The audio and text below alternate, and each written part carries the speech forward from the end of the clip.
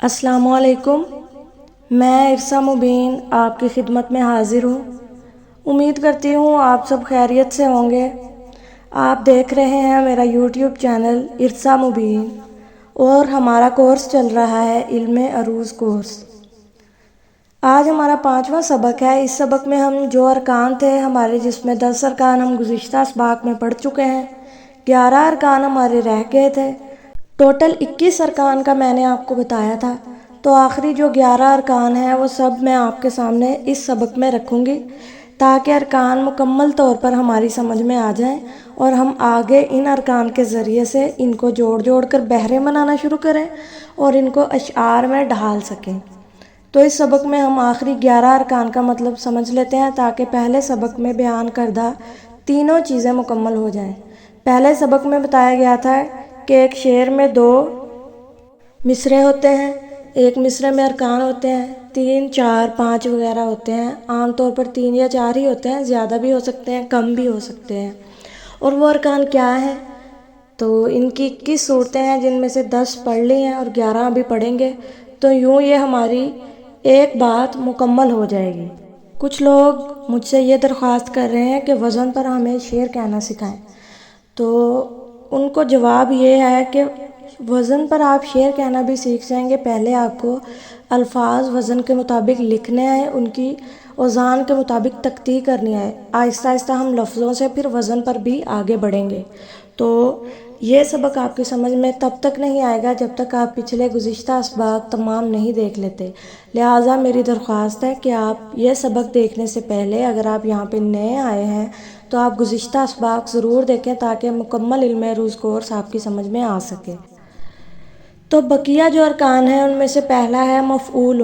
اس کا وزن ہے 2، 2 اور 2، اور اس کی مثالیں ہیں محبوبہ، معمولی، آزردہ۔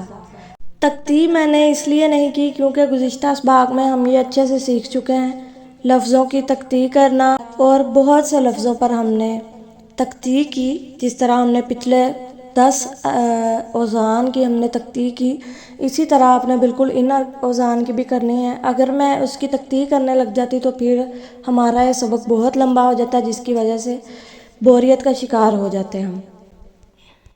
اس کے بعد ہے فاعلات۔ اس کی تقطیع ہے، اس کا وزن ہے 1، 1، 2، 2، اور اس کی مثالیں ہیں جسے دیکھو، وہی بندہ، کہی جائے۔ اچھا، یہ بات یاد رکھیں کہ اگر ہم اسے کھینچ کر پڑھیں تو یہ بن جائے گا مفاعل۔ جسے دیکھو، وہی بندہ، کہی جائے، وہ الگ وزن ہے، وہ بھی ہمارے سامنے آ جائے گا، آگے چل کے ہم اس کو بھی پڑھیں گے ابھی۔ لیکن فاعلات کے اندر جسے دیکھو کی جو بڑی یہ ہے، اس کو ہم نے پچھلے سبق میں پڑھ لیا تھا کہ الف، واو چھوٹی ہے، بڑی ہے اور ہے، یہ جو ہیں بوقت ضرورت گرائے جا سکتے ہیں، بشرط یہ کہ لفظ کے آخر میں ہو اور گرانا برا نہ لگے۔ تو جسے کی جو بڑی یہ ہے، اسے اگر گرا دیں تو پیچھے جو بچے گا جیم اور سین متحرک، تو یہ ہو جائے گا 1، 1، دیکھو، جسے دیکھو۔ اسی طرح دیکھو میں جو 2 چشمی ہے وہ اس کو ہم وزن میں ظاہری بات ہے شمار نہیں کرتے، یہ میں نے آپ کو پچھلے سبق میں بھی بتایا تھا۔ تو یہ 2 چشمی کو ہم شمار نہیں کریں گے، تو دیکھو بھی 1، 1 کے وزن پر بن جائے گا۔ وہی کی چھوٹی یہ گر رہی ہے، اور کہے جائے میں بھی کہے کی بڑی یہ گر رہی ہے، تو یہ اس وزن پر بنے گا جسے دیکھو، وہی بندہ، کہی جائے، کہے جائے۔ اگلا وزن ہے مفتعل، اور اس کا وزن، اس کے جو تقطیع ہے وہ ہے 2، 1، 1، 2، اور اس کی مثال ہے علم و عمل، روز جزا، قلب حزیں۔ اور یہاں بھی میں آپ کو بتا دوں، اگر اسے کھینچ کر پڑھیں گے تو یہ وزن بدل جائے گا، یہ بن جائے گا مستفعل، روز جزا، قلب حزیں۔